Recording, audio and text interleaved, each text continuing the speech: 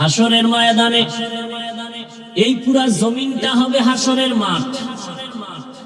বাইতুল মাকদিস হবে আল্লাহর আদালত বিচারালয়। সেদিন আল্লাহর প্রিয় বান্দাদের আল্লাহ ডাকবেন, সূর্যের গরম লাগাইও না, তোমরা আরশে আজিমের নিচে গিয়া ছায়ায় আশ্রয় নাও। ইয়া আইয়াতুহান নাফসুল মুতমাইন্নাহ ইরজিই ইলা রাব্বিকি রাদিয়াতাম মারদিয়াহ ফাদখুলি ফি ইবাদি ওয়াদখুলি জান্নাতি। আল্লাহ নফসে মুতমাইন্না যারা, গুনাহমুক্ত যারা, এগো ডাকবেন, আসো জান্নাত পরে, আগে আমার বান্দাদের কাফেলায় ঢুকো, আগে আমার প্রিয় বান্দাদের কাফেলায় ঢুকো। ফাদখুলি ফি ইবাদি, আমার বান্দা, আমার আহলুল্লাহ, আমার আহাল যারা, কোরআনওয়ালা, রাসূলের আদর্শওয়ালা, গুনাহমুক্ত যারা, আল্লাহর খাস ওলি, এদের কাফেলায় ঢুকো। এরপরে রহমতের নবী তোমাদের নিয়ে জান্নাতে গিয়ে তালা খুলবেন। আগে আমার বান্দাদের কাফেলায় ঢুকো, তারপরে জান্নাতে যাও। তাহলে আগে জান্নাত না বান্দা? রাসূলকে বান্দা বলছেন আমার আল্লাহ চার কারণে। কয় কারণে?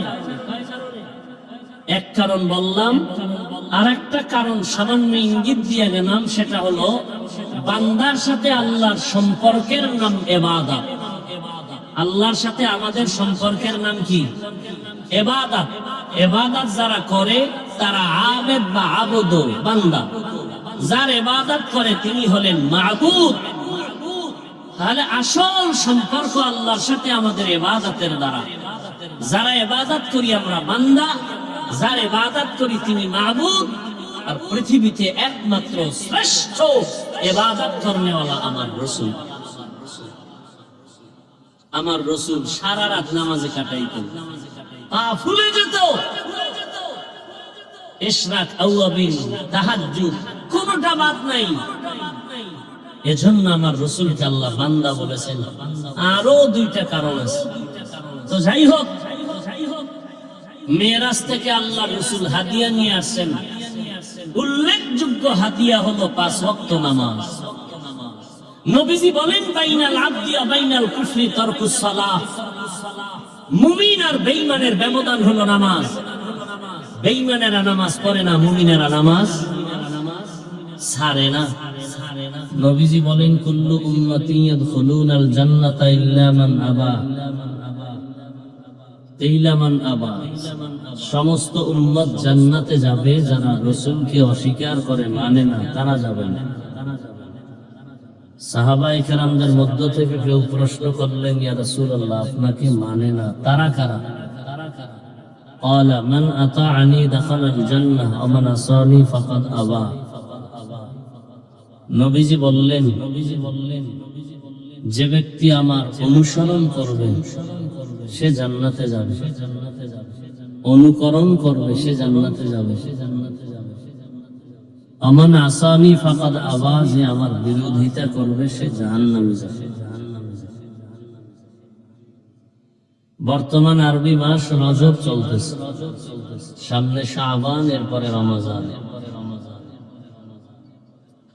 রজবের অনেক ফজিলত, বিশেষ করে মসজিদে উলামায়ে কেরাম, আইম্মায়ে কেরাম মেরাজের ঘটনা বয়ান করে। আবার শাবান শুরু হয়ে গেছে। মেরাজের কারণে রজবের কোন ফজিলত আমরা মনে করি বিষয়টা এমন না, বরং আল্লাহ রাব্বুল আলামিন বছরে মাস হবে কতটা সে নামও আল্লাহ রেখেছেন, সংখ্যাও নির্ধারণ করেছেন, ফজিলত কি তাও আল্লাহ বিবরণ দিয়েছেন। যেমন সূরা তাহার মধ্যে আল্লাহ বলেন,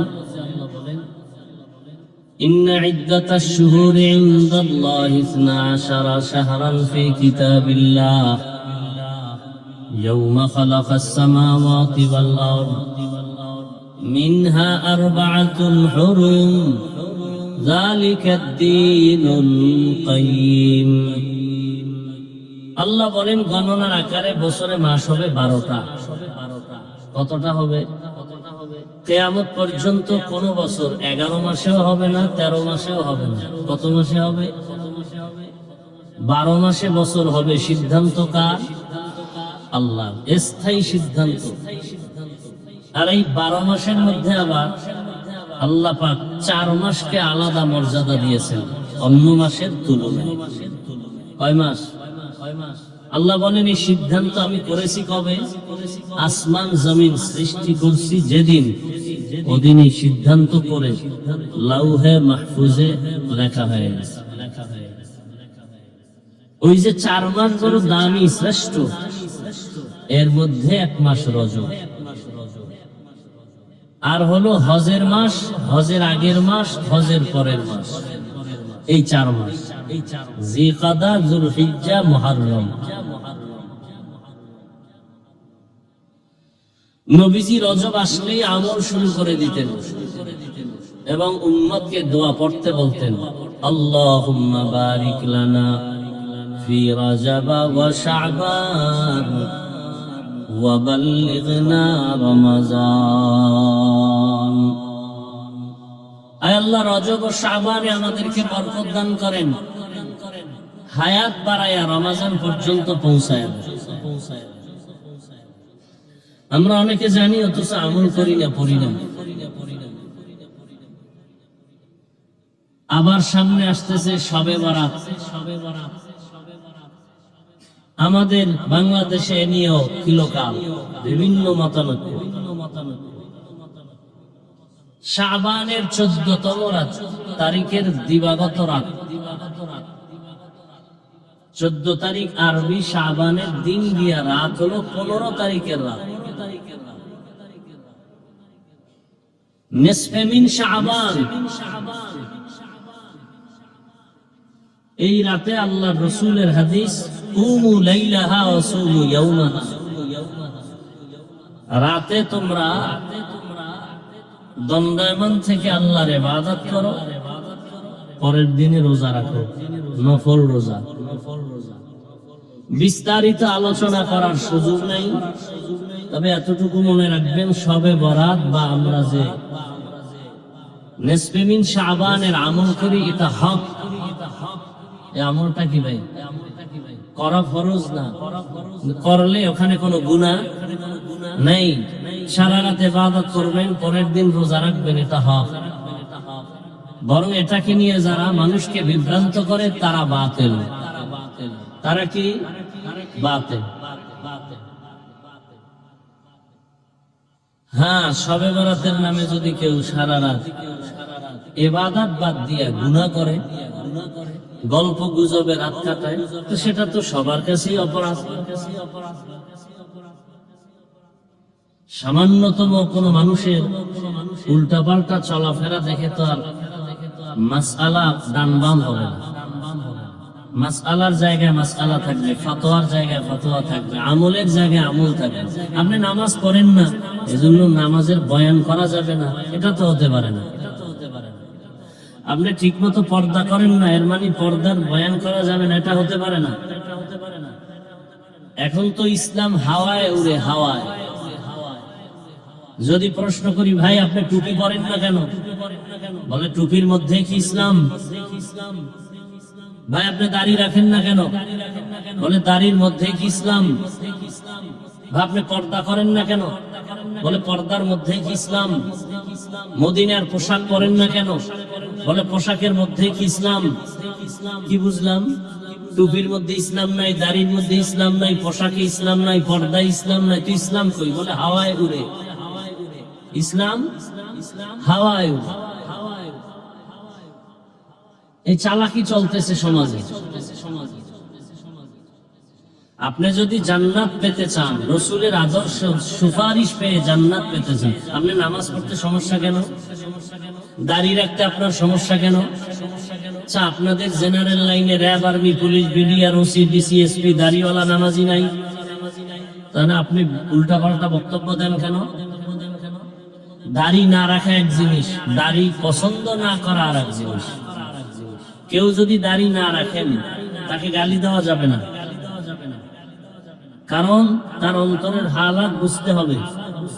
যদি বলে হুজুর দাড়ি রাখতে পারি না, দোয়া করেন, চেষ্টা করবো, তাহলে সে দাড়ি না রাখার পরেও সে মুমিন। আর যদি বলে দাড়ি না রাখলে অসুবিধা কি, বেঈমান। কথা বুঝাইতে পারছি? নামাজ পড়ে না, দোয়া করেন, পড়বো, মুমিন। আর যদি বলে নামাজ না পড়লেও দিল পরিষ্কার, নামাজের প্রয়োজন নাই, বেঈমান। কথা বুঝতেছেন তো? তাহলে নামাজ না পড়া আর পছন্দ না করা এখন। কোরআনের মধ্যে ইসলামের রাষ্ট্রনীতি আছে না নাই? আপনি ইসলামের রাজনীতি করেন না, কোনো দ্বন্দ্ব নাই। যদি বলেন পছন্দ করি না, তো বেঈমান। অনেক নামাজ পড়ে না, দাড়ি রাখে না, আমরা গালি দিই না, বুকে লাগে, হাসি মুখে সালাম দেই, কথা বলি। যদি অবস্থা তার এমন হয় যে সে নামাজ পছন্দ করে না, তার সাথে সালামও নাই, কালামও নাই, সে বেঈমান।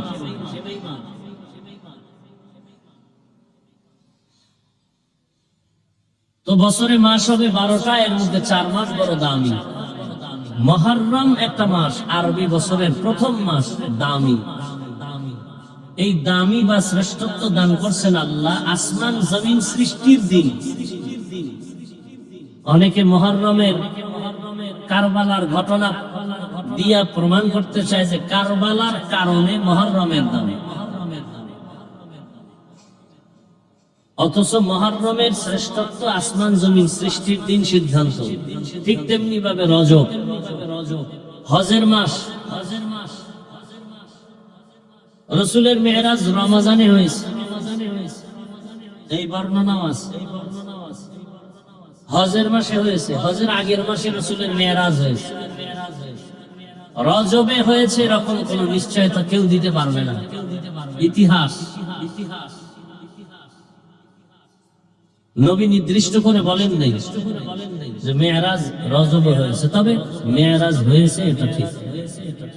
এটাকে সন্দেহ করলে সে বেঈমান হয়ে যাবে। এবং মেরাজ হয়েছে রাসূলের সশরীরে, স্বপ্নে নয়। ১৫০০ বছর পরে বহু নাস্তিক এখনো এই মেরাজের ঘটনাকে অস্বীকার করে, বলে স্বপ্ন যোগে হয়েছে। ভালো করে বুঝি, সময় কম যেহেতু। মেরাজ কি, মেরাজ কেন, মেরাজ কিভাবে? মেরাজ সম্মানের লাইনে আল্লাহর মুহাব্বতের বন্ধনে উপরে উঠার নাম মেরাজ। উরুস থেকে মেরাজ। ভালো করে বুঝার চেষ্টা করেন। সম্মানের মানদণ্ডে রবের মুহাব্বতের বন্ধনে উপরে আগায় যাওয়ার নাম, উঠার নাম মেরাজ। এই মেরাজ 2 প্রকার, জাহিরি আর বাতিনি। জাহিরি মেরাজ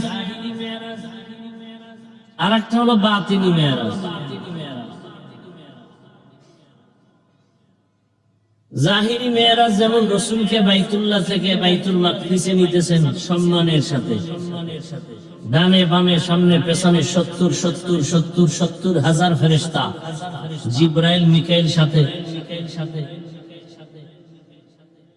বাতিনি মেরাজ কেমন? দেখা যায় না, কিন্তু মর্যাদায় উপরে আগায় যাইতেছে। এমন একই দস্তারখানে বসা, এক লেভেলে আবু বকর, ওমর, ওসমান, আলী, রাসূল সাল্লাল্লাহু আলাইহি ওয়াসাল্লাম একসাথে বসা, দস্তারখানে খাচ্ছেন। এই 5 জন ব্যক্তি কি সমান মর্যাদা? রহমতের নবীও সেখানে আছেন। এটা হলো বাতিনি মেরাজ। আমার রাসূলকে আল্লাহ পাক জাহিরি বাতিনি দোনোটা মেরাজ দান করছেন, এবং সমস্ত নবী রাসূলের মেরাজ হয়েছে। সমস্ত নবী রাসূলের মেরাজ হয়েছে। সমস্ত নবী রাসূলের মেরাজ জমিনে, আপনার আমার রাসূলের মেরাজ আরশে আজিম। সুবহানাল্লাহ আসে না? সমস্ত নবীদের মেরাজ কোথায়?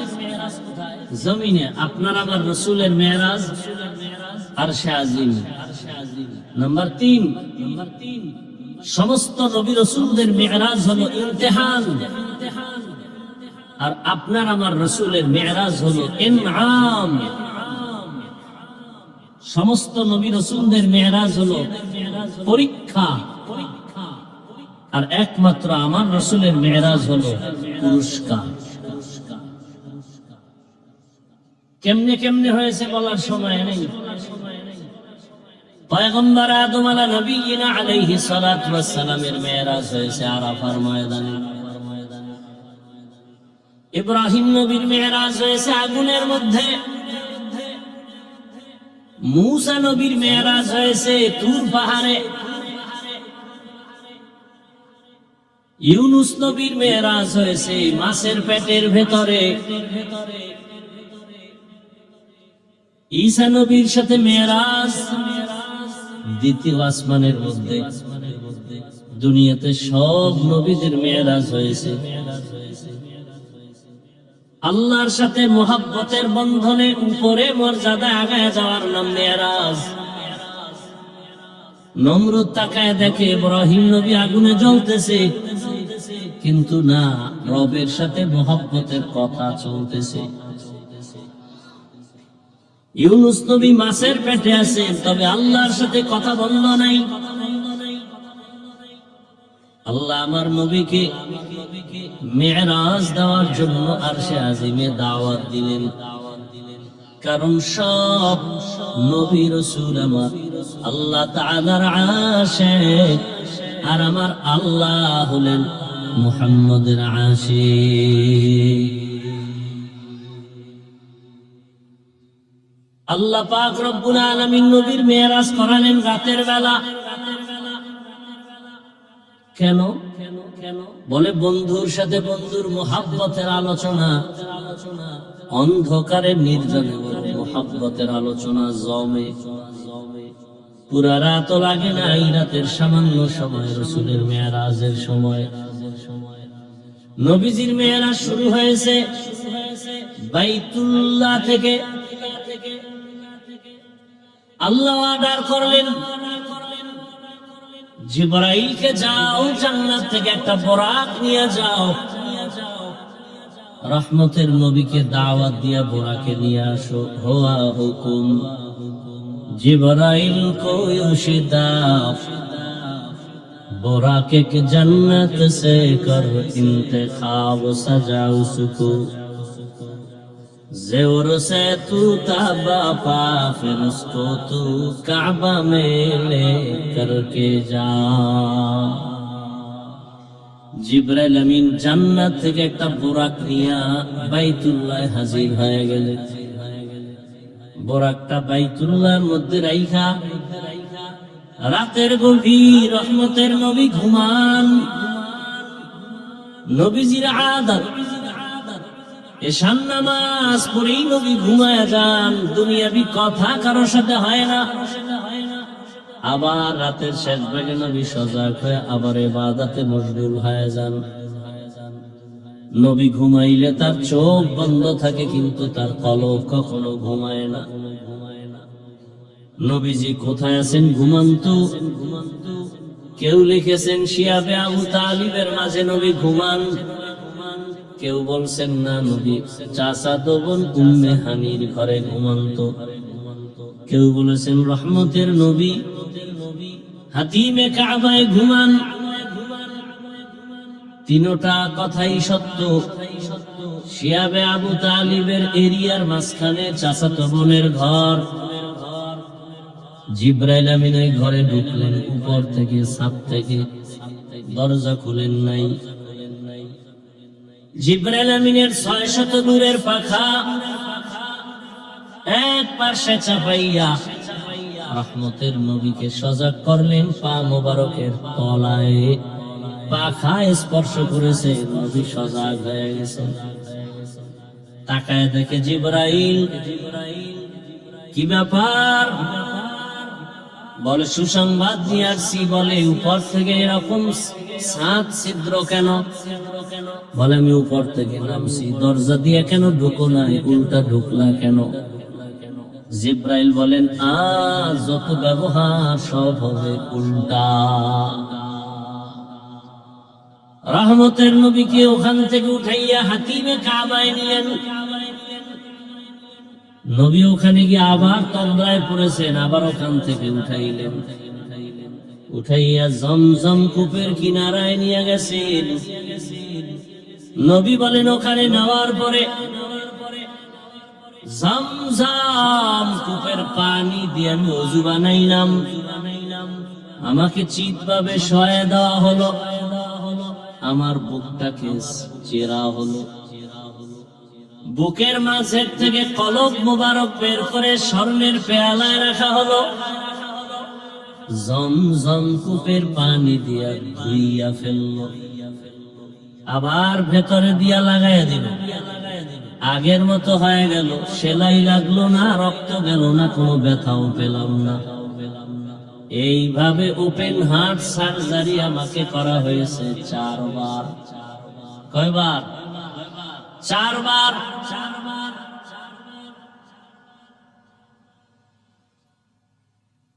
ভেতর থেকে কলব বের করছে, আবার লাগায় দিছে। কোনো সেরা ফারা অস্ত্র লাগে নাই, সেলাই লাগে নাই, ব্যথাও পাই নাই, রক্তপাত হয় নাই। জমজমের পানি দিয়ে ওযু বানায় 2 রাকাত নামাজ আদায় করলাম। সফর করার সুন্নাত তরিকার নিয়ম শিখায় দিলেন। বান্দা তুমি সফরে যাইবা, ওযু বানায় 2 রাকাত নামাজ আদায় করে নিরাপদের জন্য দোয়া করো। আর আমরা নামাজ বাদ দিয়া সুন্নাত আদায় করি, ফেসবুকে স্ট্যাটাস দেই, নিরাপদ সফরের জন্য দোয়া চাই। আছে না নাই? আল্লাহ হেদায়েত দান করে। আল্লাহ যে এদের উপরে খুশি না, এটাই তার প্রমাণ। ভালো মানুষ অল টাইম এই রাস্তায় থাকে না। ওযু করে নামাজ পড়বে, দোয়া করবে, তেলাওয়াত করবে, এর বিকল্প যা করবে এটা সুন্নতের খেলাফ। রাসূলের আদর্শ এগুলো না। নবীজি বলে জমজমের পানি কেমন যেন আমার কাছে মনে হয় কাউসারের পানি থেকেও দাম। সাহাবায়ে কেরাম একদিন প্রশ্ন করলেন, ইয়া রাসূলুল্লাহ, জমজমের পানি যে কূপ, এখান থেকে তো crore crore million trillion billion পানি লিটার হাজি সাহেবরা নেয়, কমেও না বাড়েও, পানির তলা কই? নবীজি বললেন জমজম কূপের পানির নিচ সম্পর্ক কাউসারের সাথে। এজন্য জমজম কূপের পানি দাঁড়ায় পান করো, কিবলার দিকে ফিরে পান করো। কারণ পানির দ্বারা মানুষের পিপাসা নিবারণ হয়, তবে জমজমের পানির দ্বারা মানুষের ক্ষুধা নিবারণ হয়। পিপাসা তো নিবারণ হবেই, ক্ষুধাও নিবারণ হবে। 25টা উপকার আছে জমজমের পানির মধ্যে। কয়টা? 3 নাম্বার উপকার হলো জমজম রোগের ঔষধ। এজন্য জমজম পান করার আগে একটা আমল আছে। একবার দুরুদ ইব্রাহিমী দুটোটা একসাথে, এরপর আলহামদুলিল্লাহ সূরা একবার, কুল হুয়াল্লাহ 3 বার, এরপর একটা দোয়া আছে। আল্লাহুম্মা ইন্না নাসআলুকা ইলমান নাফিআ ওয়া রিজকান ওয়াসিআ ওয়া শিফাআম মিন কুল্লি দা। জমজম পানি পান করবে, এরপরে ও আল্লাহ, তুমি আমাকে উপকারী জ্ঞান দান করো, ইলম দান করো, বরকতি রিজিক দান করো, এবং তুমি আমাকে সমস্ত রোগ থেকে পরিচ্ছন্ন আমাকে মুক্ত করো, রোগ মুক্তি করে দাও, পবিত্র বানায় দাও।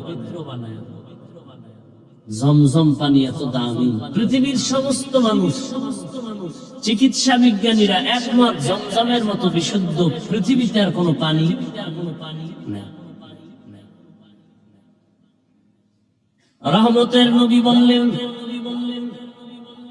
নামাজ শেষ, এবার বোরাকে উঠব। বাইতুল্লাহ থেকে বাইতুল মাকদিস 1 মাসের পর বোরাকে উঠলাম, এক পলকে বাইতুল মাকদিসে নিয়ে গেল। মাঝখানে আরো ঘটনা হয়েছে কি, প্রথমে আমি গিয়ে মদিনায় নামছি, ওখানে 2 রাকাত নামাজ পড়ছি, ওখান থেকে বোরাক টানতেছে, পথে আবার ভাবছে তুর পাহাড় দেখলাম, মুসা নবীর কবর দেখলাম, মুসা নবী কবরে নামাজ আদায় করেন। কি আদায় করেন? প্রশ্ন বড় কঠিন। কবরে নামাজের দরকার কি? নাম্বার 2, কবরের মধ্যে নামাজ পড়ে আবার কি বল? কবর তো এমনিই ছোট, কেমনে বল? বিভিন্ন প্রশ্ন। এবার আরেক দল দলীয় ভাবে প্রশ্ন করে, সমস্ত নবীরা কবরে মরা, নামাজ পড়ে কেমন? আহলে সুন্নাত ওয়াল জামাতের চূড়ান্ত আকীদা, কোনো ভেজাল নাই। সমস্ত নবী রাসূল কবরে অল টাইম, কিয়ামত পর্যন্ত হায়াতুল নবী জিন্দা। قال النبي صلى الله عليه وآله وسلم الأنبياء أحياء في قبورهم يصلون। সব নবী পয়গম্বর কবরে জিন্দা, সবাই নামাজ আদায় করেন। আল্লাহ কোরআনে বলেন ওয়াহুম ইরযাকুন, আম্বিয়া কেরামদের কবরে আল্লাহ খানা দেন। খানা কি দেন? কি রুটি না ভাত? কত প্রশ্ন। কোরআনে বলেন আমি আল্লাহ এদেরকে রিজিক দেই। আওলাদে রাসূল হুসাইন আহমদ মদনী রাহমাতুল্লাহ আলাইহি রওজায়ে পাকের পাশে বসে হাজারো ছাত্রদের হাদিস পড়াচ্ছেন। ছাত্রগুলো সেই দামি আল্লাহওয়ালা, একটাও মোবাইলওয়ালা।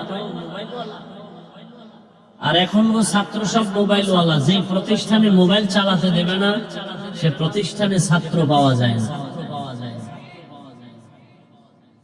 আগে গিয়া দেখবে এখানে কি মোবাইলের কোন টাইট কোন নিয়ম আছে কিনা, থাকলে এখানে ভর্তি হবে না। বড় আফসোস। আর সে ছাত্র কত আল্লাহওয়ালা, যখন এই হাদিসটা আওলাদে রাসূল পড়ালেন যে নবীরা কবরে জিন্দা, হায়াতুল নবী, বলে এটা কেমনে? আবার নামাজও পড়ে, বলে কেমনে? ছাত্ররা প্রশ্ন করা মাত্র আওলাদে রাসূল বললেন যিনি হাদিস বলছেন তিনি তো রওজায় আছে, তাকে জিজ্ঞেস করো। ছাত্ররাও তো সব 5 ওয়াক্ত নামাজি, তাহাজ্জুদওয়ালা, তাকওয়াওয়ালা, মুরাকাবায় গেল। চোখ বন্ধ করে মুরাকাবায় দেখে রাসূল সিজদায় পড়ে আছে।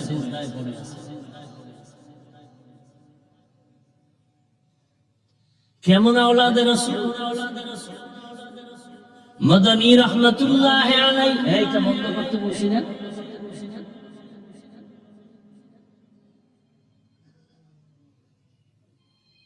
মদনী রাহমাতুল্লাহ আলাইহি কেমন আওলাদে রাসূল? রাসূলের রওজা মোবারকে জিয়ারতে ঢুকবেন, হঠাৎ মানুষের এত ভিড়, চাপাচাপি করে যাওয়াটা তো সুন্নাত না। রাসূলের রওজা জিয়ারত করা বরকত, কাউকে ধাক্কা দিয়ে যাওয়া কবিরা গুনাহ। এই আবেগলা মুসলমানের হজরে আসওয়াদে চুমা খাওয়া বড় বরকত, কাউকে ধাক্কা দিয়ে যাওয়া হারাম।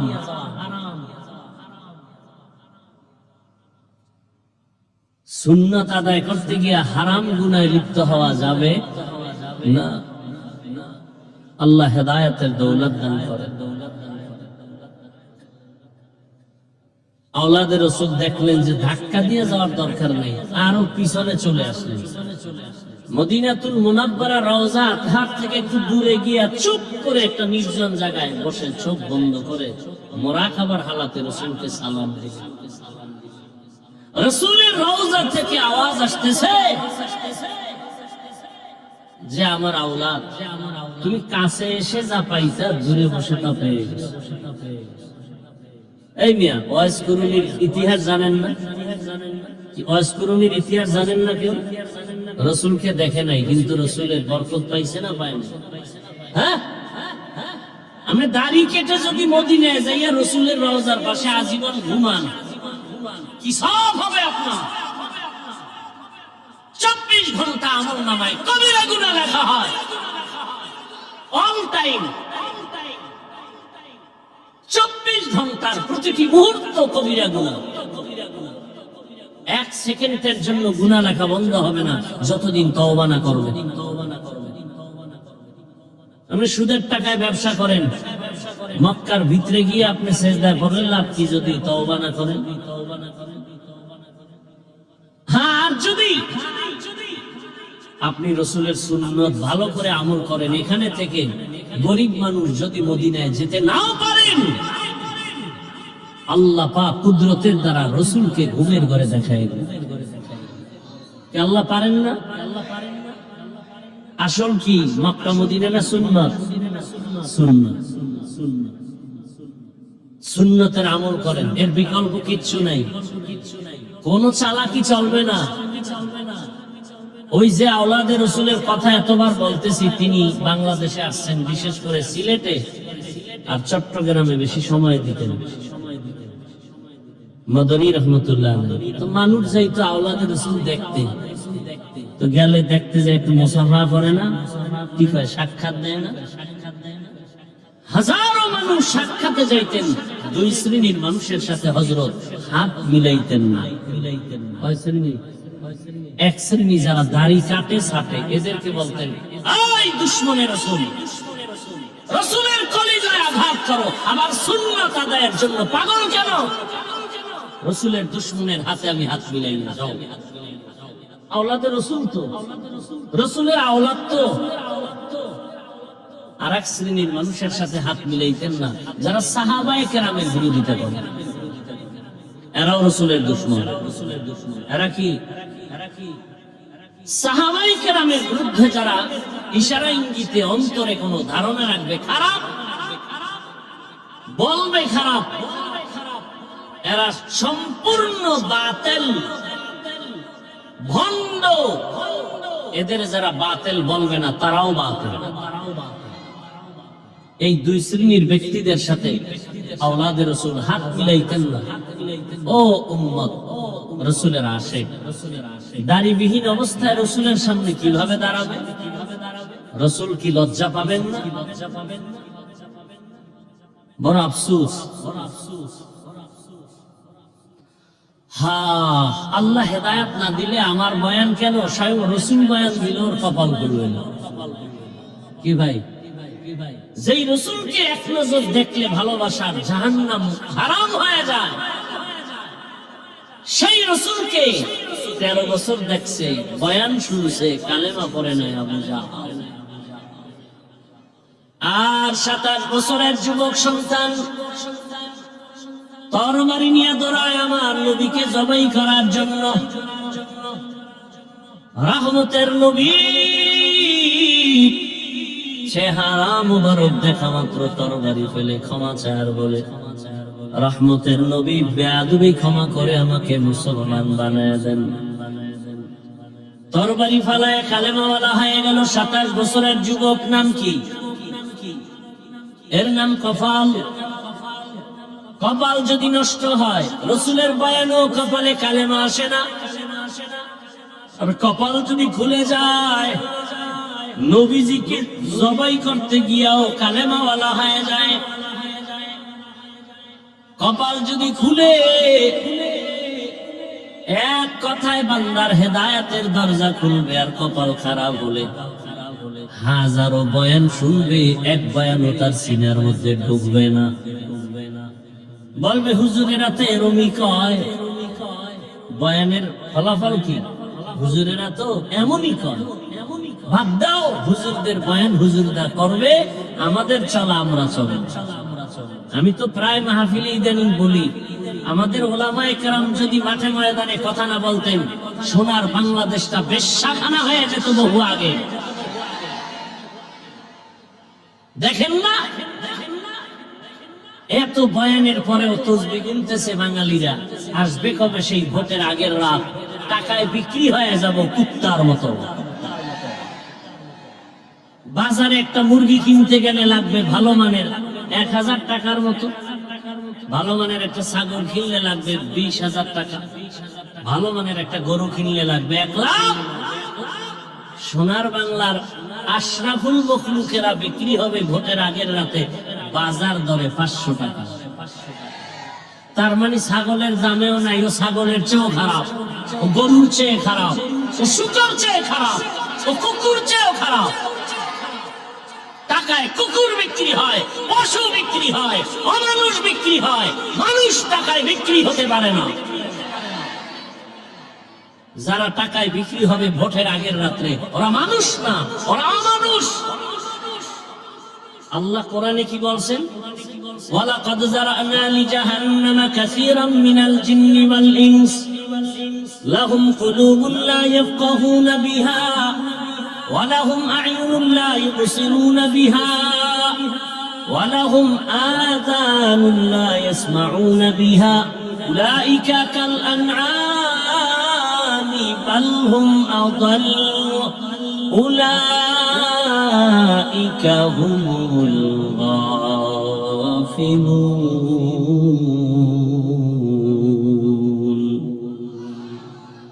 অধিকাংশ মানুষ জাহান্নামে যাবে।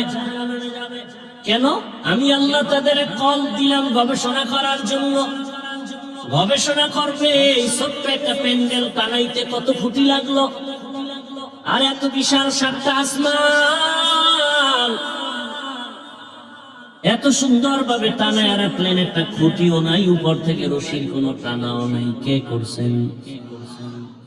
যারা মানুষ তারা গবেষণা করে মালিকের কাছে মাথা নত করবে যে না, এই মালিকের সাথে বেঈমানি করা যাবে না। মালিকের দেয়া সূর্যের আলো, আল্লাহর দেয়া চাঁদের আলো, আল্লাহর দেয়া বাতাস ভোগ করি, আল্লাহর দেয়া পানি, আল্লাহর দেয়া জমিনের ফসল খাই, গাছের ফল খাই, আল্লাহর দেয়া নদীর মাছ খাই, সব আমার আল্লাহর দেওয়া। খাইয়া কেমনে আমি আবার মানুষের গোলাম হয়ে যাই? আপনারা বলেন তো, মসজিদ থেকে দামি কোন জায়গা আছে কিনা? তাল মিলায়েন না, বুঝে শুনে বলেন। পৃথিবীতে মসজিদ থেকে দামি জায়গা আর কোনটা বলেন? নাই। সেই মসজিদ এত দামি যে একটা বিড়িখোর বিড়ি নিয়ে গেল মসজিদের কাছে গিয়ে বিড়ি ফালায়া দেয়। এত দামি জায়গা দেখেন নাই তো? আমি দেখছি মসজিদের সামনে দিয়া রোডের পাশে হিন্দুরা হেঁটে গেল, মহিলারাও মাথায় কাপড় টানে। আমি দেখছি। এমন দামি জায়গার দায়িত্বে কেন সুদখোর আসলো বলো? যেই সুদখোরের আমল নামায় অল টাইম আপন মায়ের সাথে জিনা জিনা জিনার গুনাহ, নাউজুবিল্লাহ আসে না? সুদের সাথে যাদের নাম, তাদের হজ কবুল হবে না, তেলাওয়াত কবুল হবে না, নামাজ কবুল হবে না, মোনাজাত কবুল হবে না। সে মসজিদের দায়িত্বে আসলো কেন? সে তো আসে না, আমরা জনগণ আইনে ফেলছি তাকে। কেন? আমগো নেতা ভোটের আগে আমরা তার কাছে বিক্রি হয়ে গেছি। বলেন না কেন? সত্য কথা। এই আকামে আপনারা ঢুকছেন না। মসজিদে সুদখোর দায়িত্ব পাবে কেন? আপনারা ঢুকাইছেন, কারণ তার থেকে টাকায় আপনারা খাইয়া বিক্রি হয়ে গেছে। আল্লাহ হেদায়েত দান করুন। আরো আস্তে করে বলেন।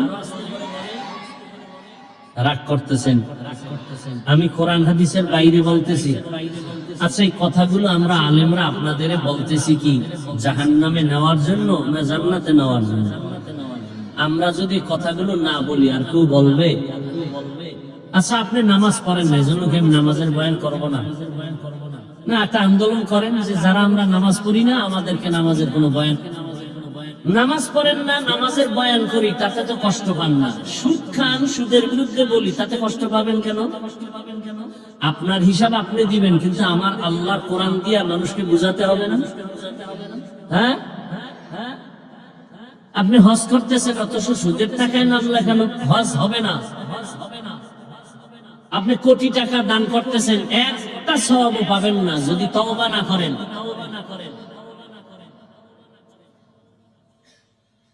হ্যাঁ, এই জন্যই তো বললাম ইসলাম হাওয়ায় চলে, হাওয়ায়। বাস্তবে ইসলাম নাই বললেই চলে। আবার চাপাবাজি করে নামাজ না পড়লে কি হবে? আমাদের দিল পরিষ্কার। কত বড় বেপরোয়া আল্লাহর দুশমন। আল্লাহর ভয় থাকলে এটা বলতে পারে না কখনো। আল্লাহ হেদায়েত দান করুন। ও যুবক বাবারা, ভুলে গেছো কয়েকদিনের মাঝেই তোমার লাইনের সেই যুবক রক্তের ফোঁটা জমিনে ফেলে গোটা দুনিয়াটাকে জাগরণ তৈরি করে বলে গেল, টাকায় পশু বিক্রি হয়, টাকায় মানুষ বিক্রি হয়, আমি হাদি টাকায় বিক্রি হই নাই। আর তুমি রাত্রে আকাম করবা, মোবাইলে এমবি নেই, টাকা দরকার, এমবি দরকার, কই বাবা এই রাইতে টাকা? তুই দুইজন বাইর করছো, আব্বা আর মা। বাস, মায়ের মানি ব্যাগে টাকা নাই, বাবার টাকা নাই, নিলকে চোরে, চোরকে নিজের রক্তের সন্তান। এই টাকা নিয়ে করে কি? এমবি ঢুকায় সারা রাত জেনা করে। জেনা, চোখের জেনা, হাতের জেনা, জবানের জেনা, অন্তরের জেনা, সারা রাত।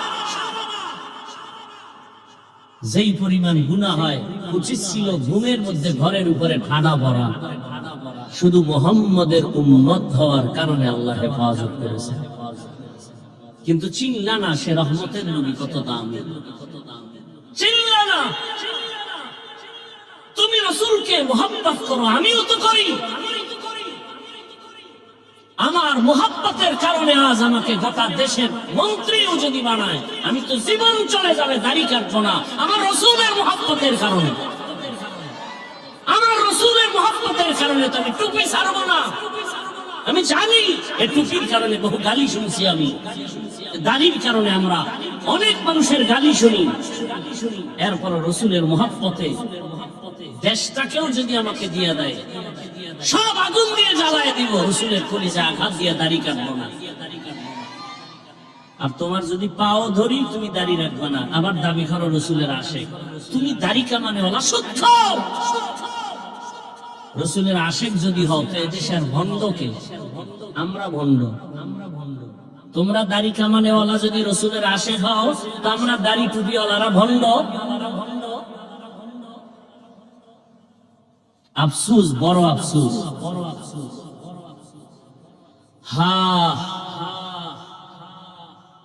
রহমতের নবী বাইতুল মাকদিসে চলে গেলেন, বোরাকটা বাঁধলেন, জিবরাইল আমিন আযান দিলেন। কেন আযানটা নবী দিতে পারলেন না? না না, নবী আযান দিলে তো উম্মতের জন্য আর ঘুমায় থাকার সুযোগ নাই। নবী যদি অর্ডার করেন হাইয়া আলাস সালাহ, নামাজে আসো, বাই ফোর্স অর্ডার, না মানলে কাফের। আল্লাহ তাআলা বান্দাকে বড় আদর করেন, এজন্য আযানটা জিবরাইল কি দিয়া উম্মতের কাফের হওয়া থেকে বাঁচায় দিবেন। নবী ওখানে নামাজে দাঁড়ালেন, সব নবী রাসূল সেখানে হাজির। কোথায়? বাইতুল মাকদিসে। এখন কেউ প্রশ্ন করবে, হাফিজ ভাই মজার একটা পয়েন্ট পাইছি, সব নবী রাসূল বাইতুল মাকদিসে যদি হাজির হতে পারেন, তাহলে আমগো তিতাসে মদিনার নবী কেন আসতে পারেন না? মহাপণ্ডিত মুফতি সাহেব বয়ান হইছে, ফতুয়া লইয়া, সব নবী রাসূল যদি বাইতুল মাকদিসে আমার রাসূলের আগমনে আসতে পারে, তাহলে আমগো মদিনার রাসূল কেন তিতাসে মিলাদে আসতে পারে না? এই আকান্না কিছু আল্লাহর বান্দা আছে না নাই? আল্লাহ হেদায়েত দান করুন। এই কথার জবাব কি মনে করেন আমাদের কাছে নাই? দেওয়ার সময় নেই। ভাই নামাজ কয়টায়? কত? আমাকে বলতে হবে তো কয়টায় পড়বেন। ওইভাবে আমি তো ছেড়ে দিতে হবে। হ্যাঁ, এগুলো একটা কিলেকিলি করেন, একদল 45 আর একদল দেখতে একটা লাগান শুরু করেন। জমুক এলাকায় লাগছে নামাজ নিয়ে। হায় হায় হায়, এই মুহূর্তে কিলাকিলি করতে পারলেই তো শান্তি। সামনে নির্বাচন। ভাইরা আমার, রহমতের নবী বাইতুল মাকদিসে দুরাকাত নামাজের ইমামতি করলেন ইমামুল মুরসালিন।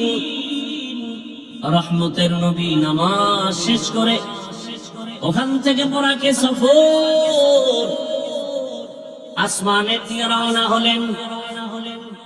রহমতের নবী এক আসমান, দ্বিতীয় আসমান, তৃতীয় আসমান, চতুর্থ, পঞ্চম, ষষ্ঠ, সপ্তম আসমান ভেদ করলেন। প্রত্যেকটা আসমানে 2টা দরজা পেলেন।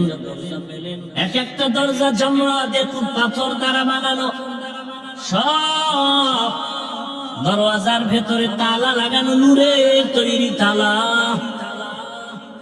রহমতের নবী ঢুকলেন, এরপরে 7 আসমানের উপরে চলে গেলেন। রহমতের নবী 7 আসমানের উপরে গিয়ে দেখেন একটা সুন্দর নূরের ঘর বাইতুল মামুর। 70,000 ফেরেশতার কাফেলা বারবার তাওয়াফ করে। একবার যারা সিরিয়ালে আসে আর আসে না, কিয়ামত পর্যন্ত ওই বাইতুল মামুর তাওয়াফ চলবে কিয়ামত পর্যন্ত। ভাইরা আমার, কিয়ামত পর্যন্ত তাওয়াফ চলবে। 70,000 করে একবার যারা সিরিয়াল পাবে, কিয়ামতের আগে আর পাবে না। নবী বলেন আমি ওখান থেকে উপরে গেলাম সিদরাতুল মুনতাহা। এরপরে ওখান থেকে যাইতে যাইতে ভিন্ন বাহনে আল্লাহ তাআলার আরশে আজিম, আরশে আজিমের মধ্যে ঢুইকা দেখলাম 8 জন ফেরেশতা আরশে আজিমটা কাঁধের মধ্যে নিয়ে দাঁড়ানো, আর ওই ফেরেশতাদের পা হলো 7 জমিনের নিচে। নবী বলেন আমি আরশে আজিমটা ঘুরে ঘুরে দেখলাম, এর উপরে হলো আল্লাহ তাআলার কুরসি। ওয়াসিআ কুরসিয়ুহুস সামাওয়াতি ওয়াল আরদ, এমন এক কুরসি আসমান জমিন সব কুরসির ভেতরে আটকানো। নবীজি বলেন আমার আল্লাহ ওই কুদরতের কুরসির কাছে নেওয়ার জন্য আল্লাহর আসল 70,000 নূরের পর্দা লাগানো। আল্লাহ তাআলা এক একটা পর্দা খুলে খুলে আমাকে নবীর সামনে নিয়ে বসায় কথা বলছে। রবের সামনে আমি বসে কথা হলো। আল্লাহ বলেন ফাআওহা ইলা আবদিহি মা আওহা। ভালো করে বুঝেন, আল্লাহ তাআলা ঘটনাটা বলতে গিয়ে সূরা বনী ইসরাঈলের শুরুতে বলেন সুবহানাল্লাযী আসরা বিআবদিহি, ভ্রমণ করাইলাম আমি আল্লাহ। কাকে? আমার বান্দাকে।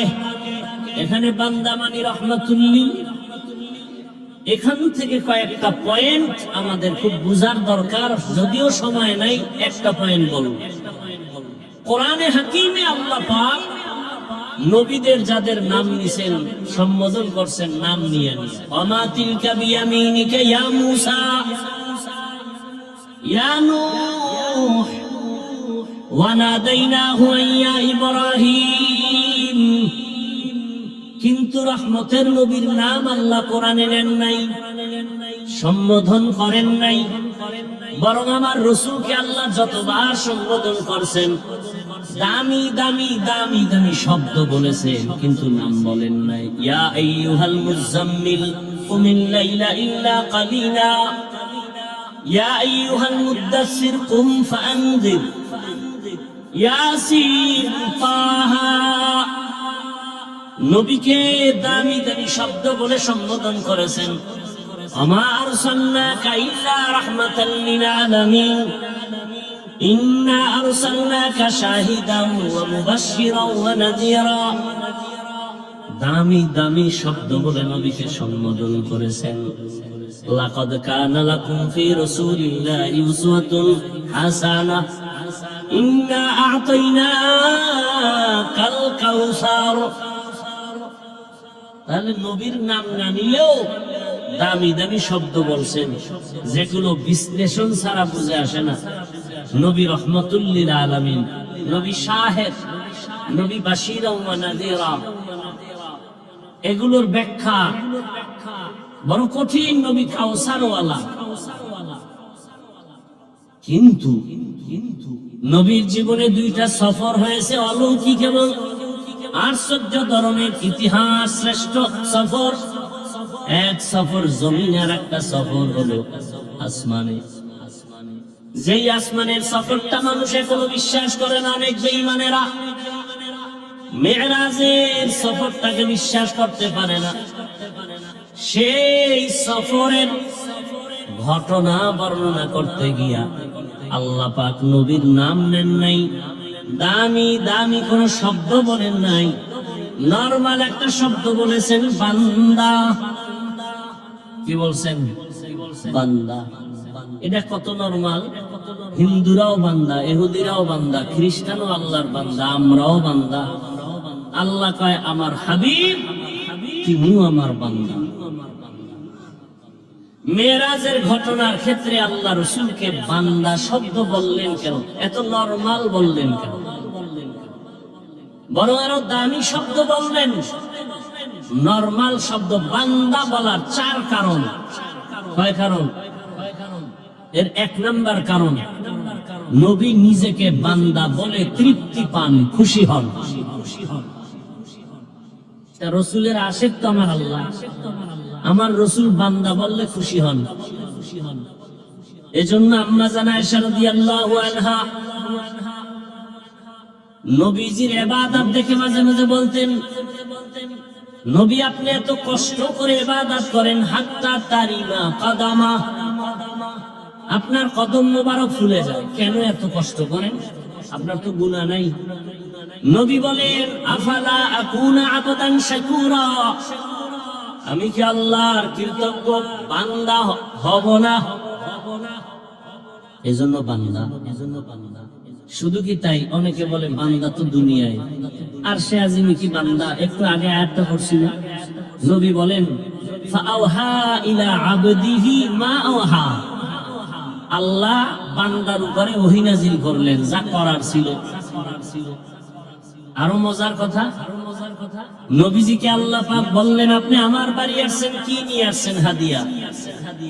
সবাই আপনারা জানেন, নবী বলেন আত্তাহিয়াতু লিল্লাহ ওয়াস সালাওয়াতু ওয়াত তাইয়্যিবাত। নবীকে আল্লাহ কয়, আমিও কিছু হাদিয়া দেই।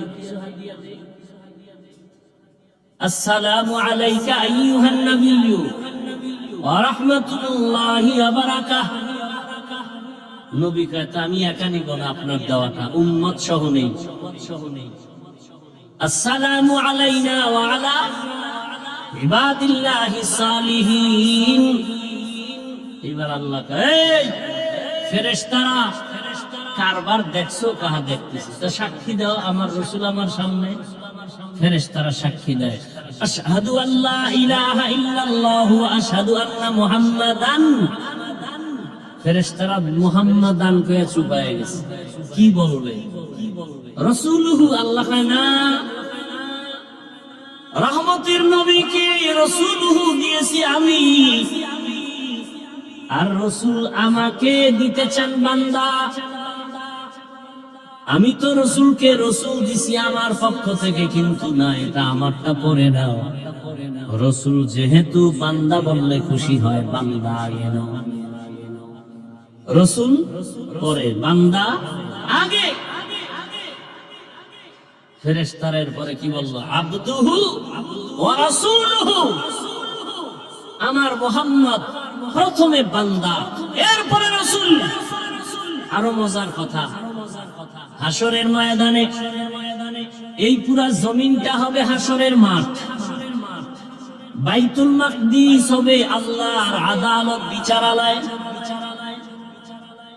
সেদিন আল্লাহর প্রিয় বান্দাদের আল্লাহ ডাকবেন, সূর্যের গরম লাগাইও না, তোমরা আরশে আজিমের নিচে গিয়া ছায়ায় আশ্রয় নাও। ইয়া আইয়াতুহান নাফসুল মুতমাইন্নাহ ইরজিই ইলা রাব্বিকি রাদিয়াতাম মারদিয়াহ ফাদখুলি ফি ইবাদি ওয়াদখুলি জান্নাতি। আল্লাহ নফসে মুতমাইন্না যারা, গুনাহমুক্ত যারা, এগো ডাকবেন, আসো জান্নাত পরে, আগে আমার বান্দাদের কাফেলায় ঢুকো,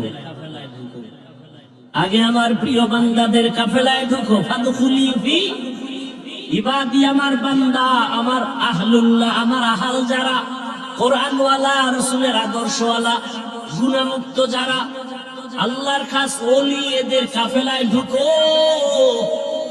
এরপরে রহমতের নবী তোমাদের নিয়ে জান্নাতে গিয়ে তালা খুলবেন। আগে আমার বান্দাদের কাফেলায় ঢুকো, তারপরে জান্নাতে যাও। তাহলে আগে জান্নাত না বান্দা? রাসূলকে বান্দা বলছেন আমার আল্লাহ চার কারণে। কয় কারণে?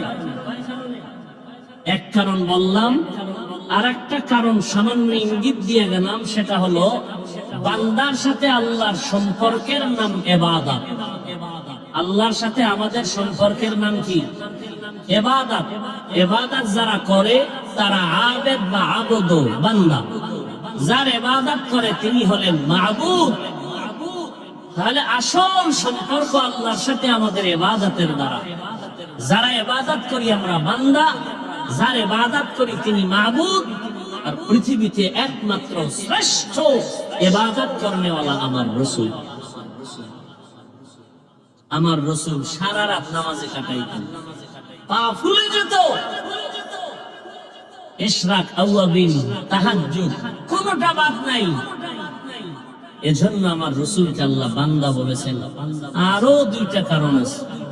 তো যাই হোক, মেরাজ থেকে আল্লাহ রাসূল হাদিয়া নিয়ে আসছেন।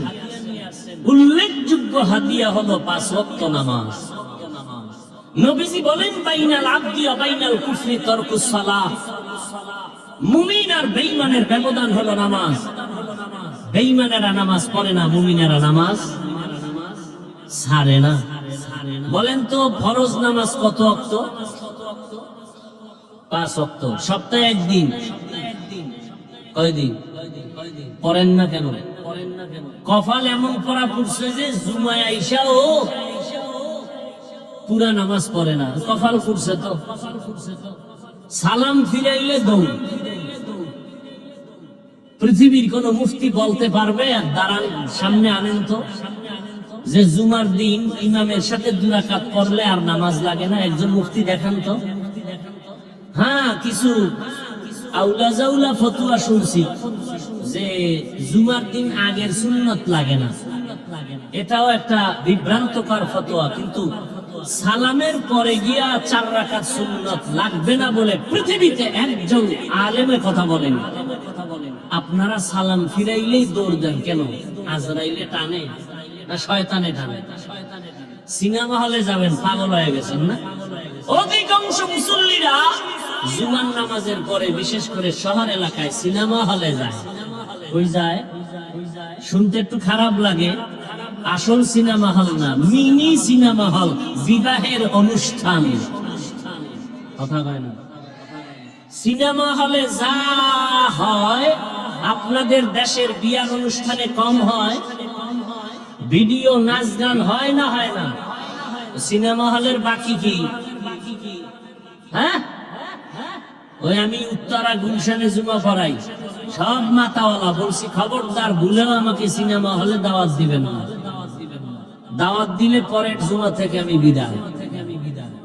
এখন আপনারা পারবেন না, কারণ চাকরি শেষ। শিয়ালের হাতে মুরগি দেওয়া তো, শিয়ালের হাতে মুরগি দিলে যা হয়, মাদ্রাসা মসজিদের চাবি সুৎখোর বেনামাজির হাতে দিলে তাই হয়। আল্লাহ হেদায়েত দান করুন, আল্লাহ হেদায়েত দান করুন। শিয়ালের হাতে মুরগি দেওয়া যাবে? জিবরাইল আমিন দিছে না আপনারা দিছেন? কালকে বয়ান করছি ঢাকায়, ওই কথাটা বলে এখন শেষ করি। আমাকে বয়ান যারা পুরোপুরি নিয়ত করছেন যে অন্তত নির্বাচনের আগ মুহূর্তে মানা যাবে না, মানে ভোটের আগের রাত্রে ওই টাকার পায়খানা খেতেই হবে। তাদের কাছে আমার একটা বিনয়ী অনুরোধ, খাইলে বেশি খাইয়েন। খাবেনি যেহেতু, জাহান্নামে যাবেনি যেহেতু, তবে জনমের মতো খাবেন। তবে ওই টাকাওয়ালা 2 নাম্বার ওয়ালাদের ভোট দিবেন না। পারবেন? 1 নাম্বার মানুষকে ভোট দিবেন, 2 নাম্বার মানুষকে ভোট দিবেন না।